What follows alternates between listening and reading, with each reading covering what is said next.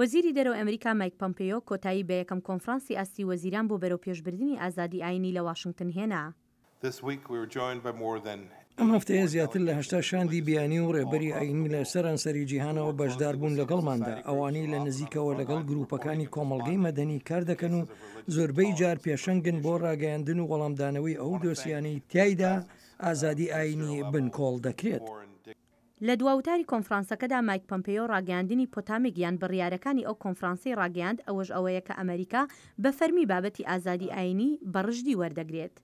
جێگری سەرۆکی ئەمریکا مایک پێنس لە وتارەکەیدا جەختی کردەوە لە ڕێبازی ئەمریکا لەسەر ئازادی ئاینی و تشکی خستە سەر سەرکوتکردنی ئازادی ئاینی لە نیکەراگوا، ئێران، کۆریای باکوور، چین و میانمار. ئەو گوتی ئازادی ئاینی نەک تەنها مافێکە بەڵکو لە بەرژەوەندی ئاشتی و ئاسایشی جیهانیشدایە. ئەو وڵاتانەی ئازادی ئاینی بنکۆڵ دەکەن ڕادیکالیزم و بێزاری هاوڵاتیانی خۆیان زیاد دەکەن، ئەوان تۆی توندوتیژی لە سنوورەکانی خۆیاندا دەچێن و زۆربەی جار تەشەنە دەکات بۆ ناو وڵاتانی دراوسیان و بۆ سەرانسەری جیهانیش. مایک پێنس ئێرانی بە سەردەستەی ئەو وڵاتانە لە قەڵەمدا کە پشتیوانی لە تیرۆر دەکەن و ئازادی ئاینی هاوڵاتیانیان بنکۆڵ دەکەن.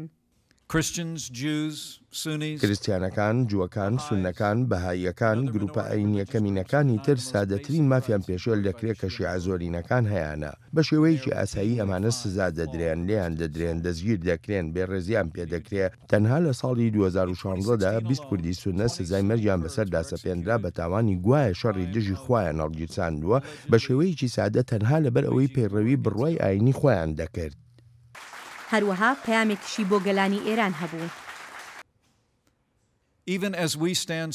تەنانەت لە کاتێکدا زۆر بەتوندی ئێمە دژی هەڕەشەکان و کردارە تێکدەرەکانی ڕێبەرانتانین لە تاران ئەوە بزانن کە ئێمە لەگەڵ ئێوە داین، ئێمە نزاتان بۆ دەکەین و داواتان لێ دەکەین خەڵکی باشی ئێران لە پێناو ئازادی و داهاتوێکی ئاشتیانە بۆ خەڵکەکەتان بە ئازایانە فشار بخەنە سەر حکوومەتەکەتان.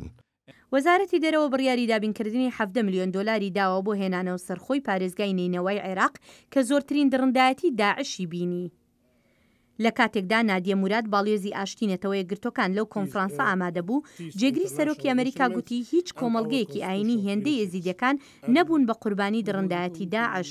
ئەو باسی لە بەسەرهاتەکەی نادیە کرد کە چۆن لە ژێردەستی داعش بوو و براکانی چۆن کوژرابوون و پاشان نادیە چۆن هەڵاتە بوو لە ژێردەستی داعش.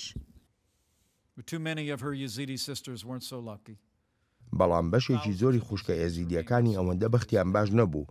هەزاران ئێزیدی هێشتا بێسەر و شوێنن یان لە ژێردەستی داعش ماونەتەوە. بە نادیە دەڵێم ئێمە خۆشحاڵین بە ئامادەبوونت لێرە، ئێمە سەرسامین بە ئازایەتیت. وڵاتە یەکگرتوەکانی ئەمریکا و منیش بەڵێنت پێدەدەین هەمیشە دڕندایەتیەکەی داعش بە ناوەڕاستیەکەی ناودێر دەکەین. ئەمە جێنۆسایدە و هیچی تر. مەبەست لەم کۆنفرانسە دووڕۆژیە ئەوە بوو کۆمەڵگەی نێونەتەوەی حکوومەتەکان کاری زیاتر بکەن بۆ پاراستنی ئازادی ئاینی و پاراستنی ئەو کۆمەڵگایانی کە دەکرێنە ئامانج لە وڵاتی خۆیاندا.